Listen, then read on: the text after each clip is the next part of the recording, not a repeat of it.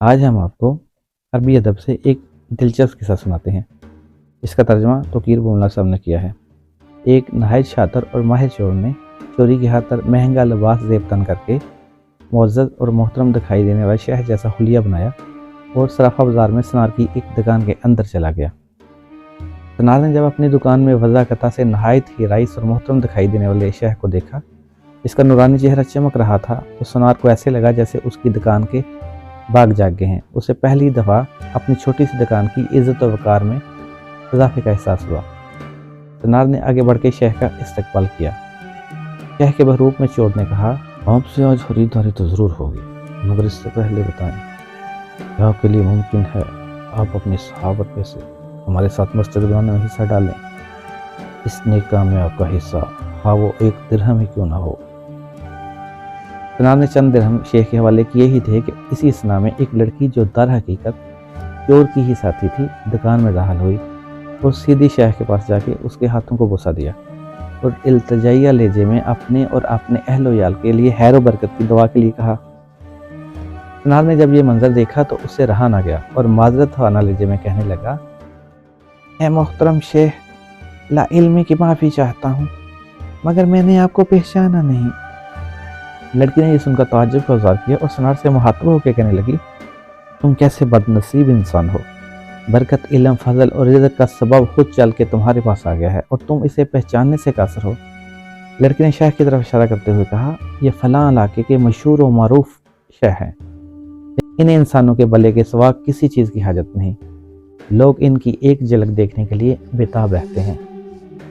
سنار نے شیخ سے معافی مانگتے ہوئے کہا، شیخ صاحب، میں معافی کا طلبگار ہوں، میرا سارا وقت اس دکان میں گزرتا ہے اور باہر کی دنیا سے بے خبر رہتا ہوں، اس لیے اپنی جہالت کی وجہ سے آپ جیسی برگزیدہ ہستی کو پہچان نہیں پایا۔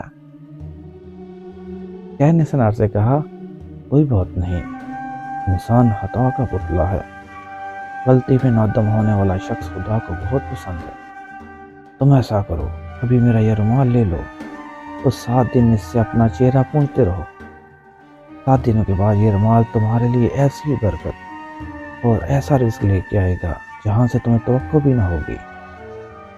جوہری نے پورے ادب و احترام کے ساتھ رومال لیا اور اسے بوسہ دیا اور آنکھوں سے لگایا اور اپنا چہرہ پونچھا، تو ایسا کرتے ہی وہ بے ہوش ہو کے گر گیا۔ اس کے گرتے ہی شیخ اور اس کی ساتھی لڑکی نے سنار کی دکان کو لوٹا اور وہاں سے فوراً رفو چکر ہو گئے۔ اس واقعے کو جب 5 سال گزر گئے اور سنار رو دو کے اپنا نقصان بھول چکا تھا، تو 5 سال کے بعد پولیس کی وردی میں ملبوس 2 اہلکار سنار کی دکان پہ آئے۔ ان کے ساتھ وہی چور شیخ تھا جس کو ہاتھ کڑیاں لگی ہوئی تھی۔ سنار اسے دیکھتے ہی پہچان گیا۔ ایک پولیس والا سنار کے پاس آ کے پوچھنے لگا، کیا آپ اس چور کو جانتے ہیں؟ کیونکہ آپ کی گواہی سے ہی قاضی سے سزا سنا سکتا ہے۔ سنار نے کہا، کیوں نہیں، اس نے فلاں طریقہ واردات سے مجھے بے ہوش کر کے میری دکان لوٹ لی تھی۔ پولیس والا شیخ کے پاس گیا اور اس کی ہاتھ کڑی کو کھولتے ہوئے کہنے لگا، تم نے جس طرح دکان لوٹنے کا جرم کیا تھا، ٹھیک اسی طرح وہ ساری کارروائی دہراؤ تاکہ ہم طریقہ واردات کو لکھ کر گواہ سمیت قاضی کے سامنے پیش کر کے تم پہ فرد جرم عائد کروا سکیں۔